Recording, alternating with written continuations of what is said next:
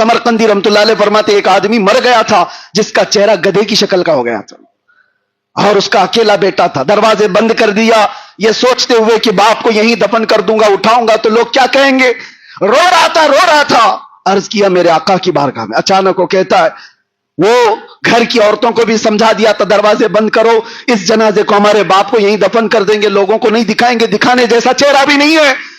इसी असना में घर का एक दरवाजा खुलता है, एक बुजुर्ग आते हैं, चेहरे पर चादर पड़ी है, सीधे उस मैयत के पास गए, उसके चेहरे पर हाथ रखा, चादर ढांक दी और फिर इस नौजवान के पास आकर पूछते हैं वो बुजुर्ग, बता क्या बात है।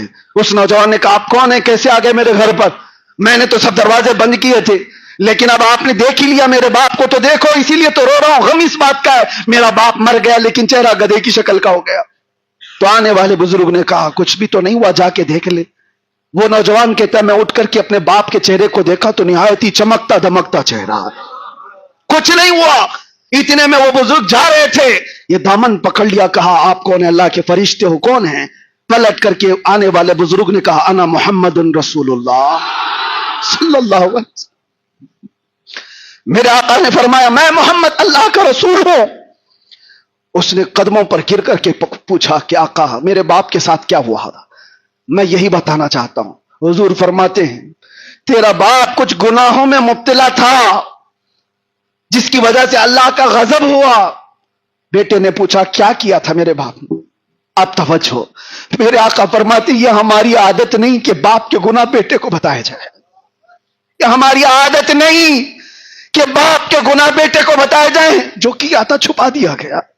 आता है फकीरों पे उन्हें प्यार कुछ ऐसा, खुद भीख दे और खुद कहे मंगते का भला हो।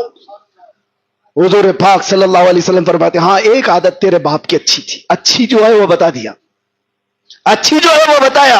फरमाते, तेरा बाप उस वक्त तक बिस्तर पे सोता नहीं था जब तक 100 मरतबा मुझ पे दुरूद नहीं भेजता था। इसका इंतकाल हुआ तो फरिश्तों ने मुझे बताया, मैं चल करके आ गया और अल्लाह की बारगाह में अर्ज किया कि मौला तेरा गजब हुआ, इसका चेहरा बदल गया, लेकिन मौला ये दुरूद पढ़ने वाला चेहरा है, अगर यही बर्बाद हुआ तो दुनिया क्या ताना देगी। अल्लाह ने हुक्म फरमाया, महबूब आप अपना हाथ हटाओ, उसके चेहरे को सबसे ज्यादा हुस्न हम देंगे। मेरे आका का हाथ रखना था कि वो चेहरा चमकने लगा। बात यह अर्ज करना चाहता हूं, जो कुछ भी है वो हुजूर पाक के दरबार से है।